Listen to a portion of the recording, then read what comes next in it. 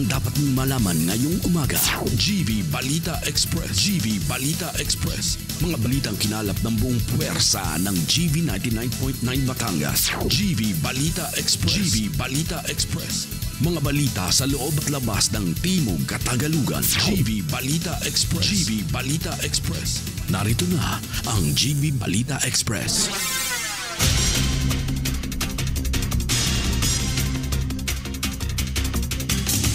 Magandang umaga mga ka-vibes. Kayo ay nakatutok sa GV Balita Express sa programang Good Vibes Morning. Dito lamang sa GV 99.9 Your Good Vibes. Kasama niyo po ako, inyong lingkod DJ Frankie, at kasama rin natin sa kabilang linya si DJ Joey Boy upang maghatid ng pinakabagong balita, keeping you GV informed, GV aware, and GV updated. Muli ito po ang GV Balita Express. 4 minutes makalipas ang alas 7 ng umaga, hatid sa atin ng Biogesic.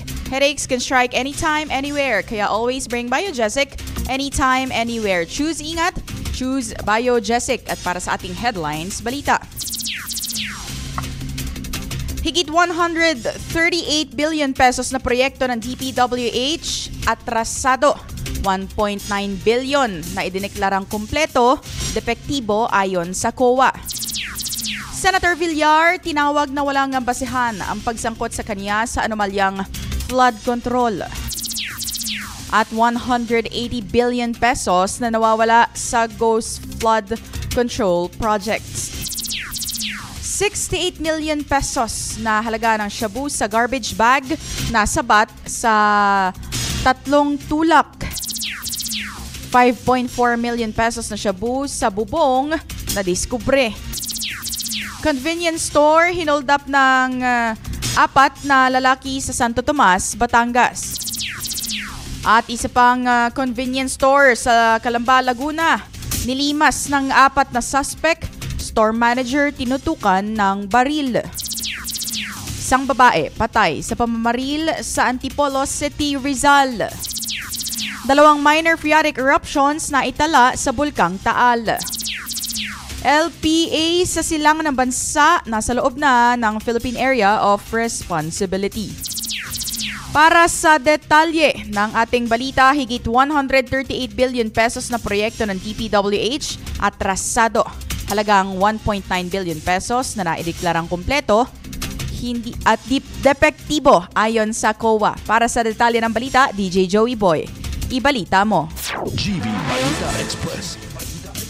DJ Frankie, mga ka-vibes, iniulat ng Commission on Audit o COA na mahigit 138 billion pesos na proyekto ng Department of Public Works and Highways o DPWH noong 2024 ang naantala o hindi maayos ang pagpapatupad dahil sa kakulangan sa planning, engineering at monitoring, pati na rin sa masamang panahon, problema sa right-of-way at mabagal na paglabas ng permit.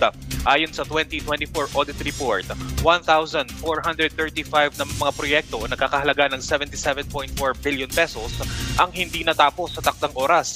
Mahigit 500 proyekto naman o nasa 33.6 billion pesos ang nasuspindi, samantalang mahigit 400 at 70 o nasa 19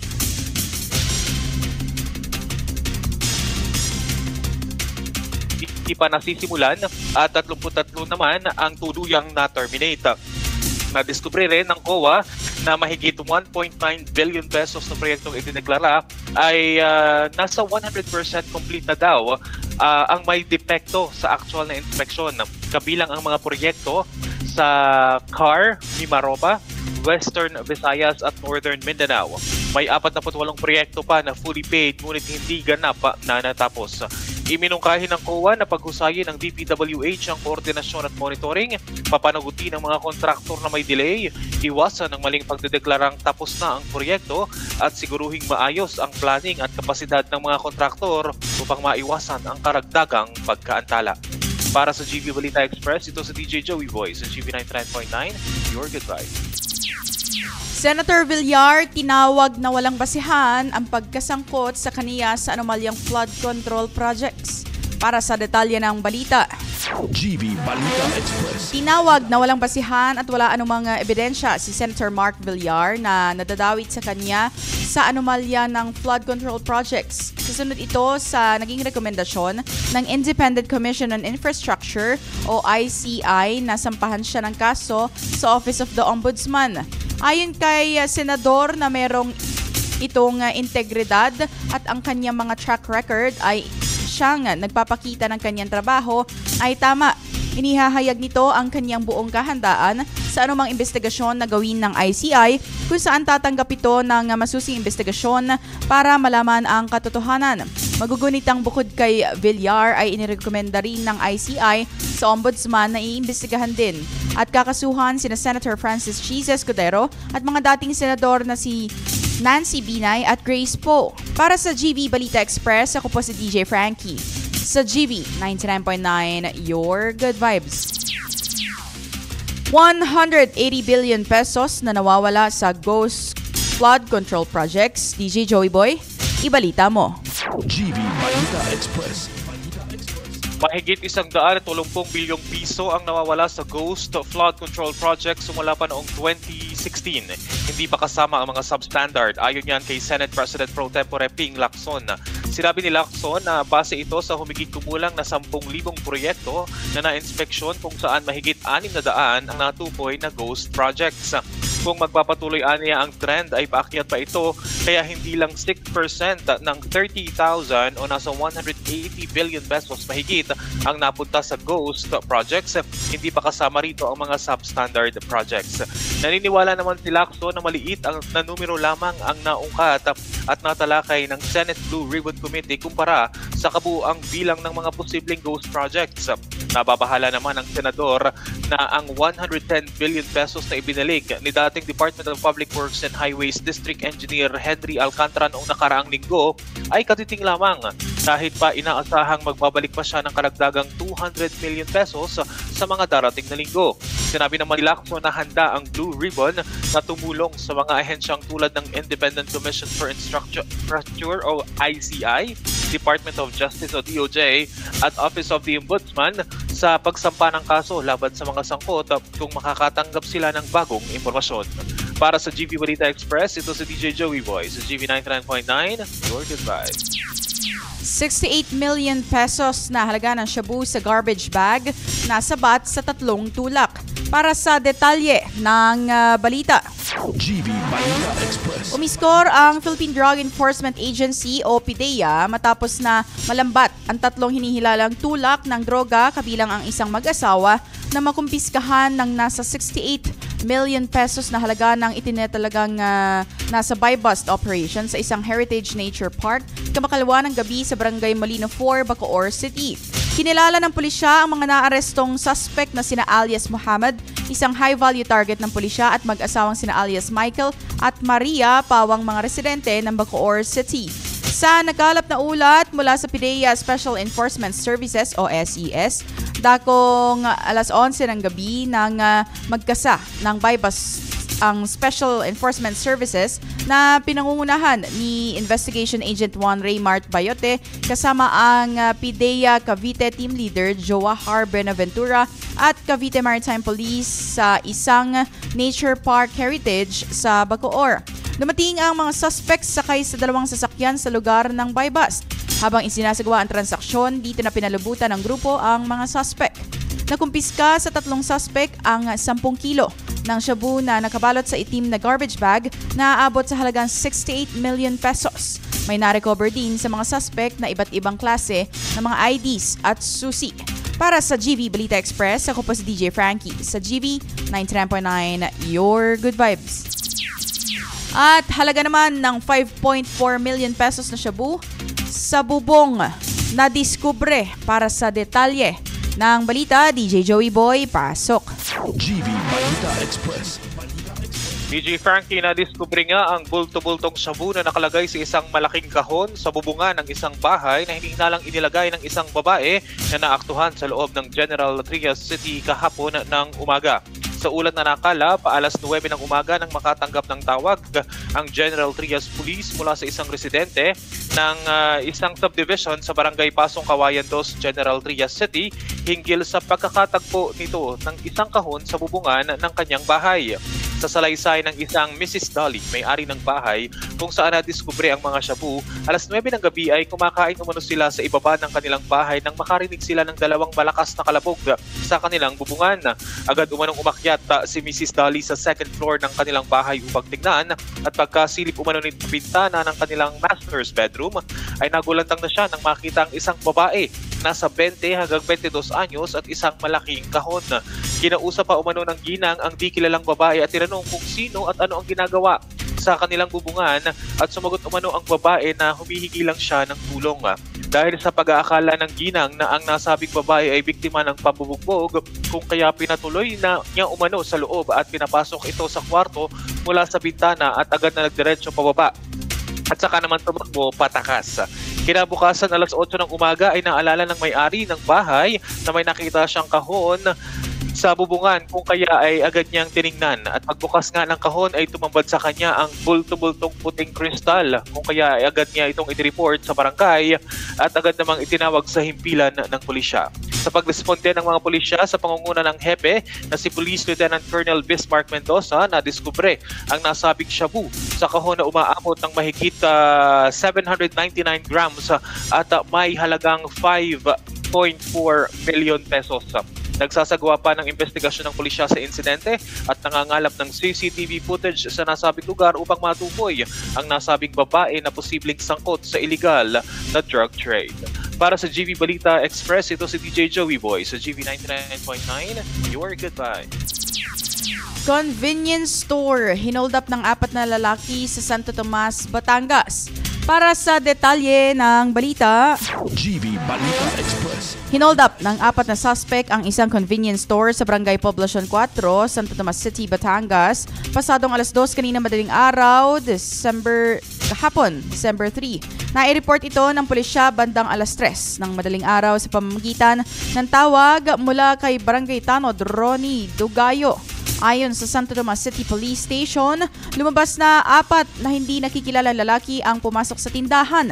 Nakasuot sila ng itim na hoodie, jacket at face mask at ilan ay may long sleeve na joyride uniform habang nakatsinelas. Habang nasa loob, agad umanong nagdeklara ng hold up ang isa sa mga suspect sabay tutok ng baril sa mga tauhan ng tindahan. Sa pilitang kumuha ang grupo ng 21,000 pesos na cash na nasa cashier at 2 cellphone ng mga empleyado. Matapos nito, mabilis na tumakas ang mga suspect na hindi matukoy ang direksyon.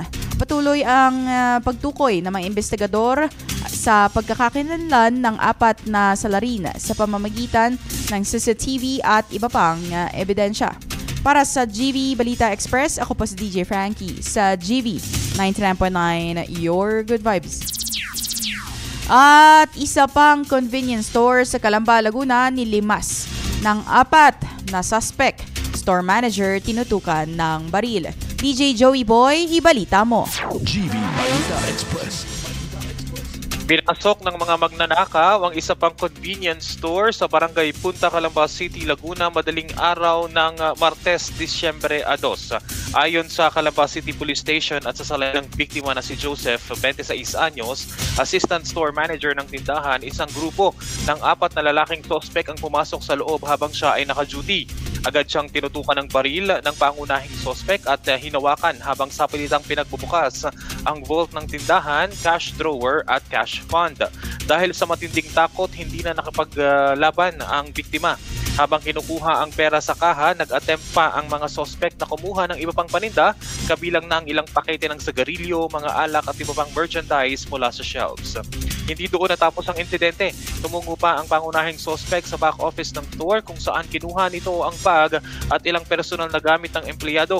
Sinira rin ng grupo ang CCTV at computer monitors ng convenience store na nagdulot ng tinatayang 51,000 pesos ng halaga ng pinsala. Kinuha rin ng mga pangunahing suspect ang cellphone ng biktima, isang Apple phone na nagkakahalaga ng humigit kumulang 42,000 pesos at sa kabuuan ay tinatayang nasa 70,000 pesos ang ninakaw na pera mula sa tindahan. Sa ngayon, DJ Frankie, tinutukoy ng pulisya ang pagkakakilanlan ng 4 na sospek at batay sa paglalarawan, ang isang sospek ay nakaitim na t-shirt, puting short at may sling bag. Ang isang sospek naman ay naka-blue jacket at light brown na shorts at ang ikatlong sospek ay nakapulang jacket at gray na jogging pants. Samantalang ang isa pa ay naka-blue naman na t-shirt at light brown na short. Patuloy rin ang investigasyon ng Calamba City Police Station upang matukoy ang pagkakakilanlan ng mga sospek. Para sa GV Balita Express, ito si DJ Joey Boy sa GV 99.9, your good vibes. Babae patay sa pamamaril sa Antipolo City, Rizal. Para sa detalye ng balita, GV Balita Express. Patay ang isang babae matapos barilin sa Barangay Kupang, Antipolo City, Rizal madaling araw ng Miyerkules, Desyembre 3. Ayon sa Antipolo City Police Station, nangyari ang insidente bandang 12:55 ng umaga sa Purok 5, Zone 8. Kinilala ang biktima na si Camille na pauwi umano mula Marikina nang sundan siya ng isang hindi pa nakikilalang lalaki. Bigla umano siyang tinutukan ng baril sa ulo para bawian siya ng buhay sa mismong lugar. Mabilis na tumakas ang suspect patungo sa isang eskinita matapos ang pamamaril. Sa inisyal na investigasyon, nagalit umano ang suspect matapos siyang pagmumurahin ng babae. Matapos ang follow-up operation, naaresto ng mga pulis ang suspect na ngayon ay nahaharap sa kasong murder. Patuloy pang iniimbestigahan ng Antipolo Police kung may kasabwat ang suspect at ang tunay na motibo sa pagpaslang. Para sa GV Balita Express, ako po si DJ Frankie sa GV 99.9, your good vibes. At 2 minor phreatic eruptions na itala sa Bulkang Taal. DJ Joey Boy, ibalita mo. GV Balita Express. DJ Frankie, mga ka-vibes, nagtalangan ng 2 minor phreatic eruption ng Bulkang Taal nitong umaga ng Huwebes, Disyembre 4. Ayon sa ulat ng Philippine Institute of Volcanology and Seismology o PHIVOLCS, nangyari ang mga pagsabog bandang alas 12:58 ng hating gabi at 1:04 ng madaling araw. Tumagal ang bawat pagbuga ng abo ng tig 2 minuto. Umabot naman sa 1,200 metro ang taas mula sa crater ng abo na ibinuga ng nasabing bulkan. Sa kasalukuyan ay nasa alert level 1 pa rin ang lagay ng Bulkang Taal. DJ Frankie. At LPA sa silangan ng bansa, nasa loob na ng Philippine Area of Responsibility. Para sa detalye ng balita, GV Balita Express. nasa loob na ng Philippine Area of Responsibility ang binabantayang low pressure area at namataan ito sa layong 1,095 kilometers silangan ng southeastern Luzon. Ayon sa Weather Bureau, may possibility itong maging tropical depression sa loob ng susunod na 24 oras. Kapag ganap na naging bagyo, tatawagin itong Tropical Depression Wilma, ang ika-20 na tropical cyclone ngayong taon. Kasabay nito, patuloy na nakakaapekto ang Intertropical Convergence Zone o ITCZ sa ilang bahagi ng Mindanao na nagdudulot ng kalat-kalat na pag-ulan at thunderstorms. Ang Northeast Monsoon o Amihan naman ay magdadala ng malamig na hangin at pag-ulan sa Northern Luzon. Pinapayuhan ng mga eksperto na ang mga residente sa Eastern Visayas, sa Bicol Region at sa Caraga na maghanda sa posibleng pagbaha at pagguho ng lupa. Kaya manatiling mag-ingat mga ka-vibes. At ito pa para sa ating good news.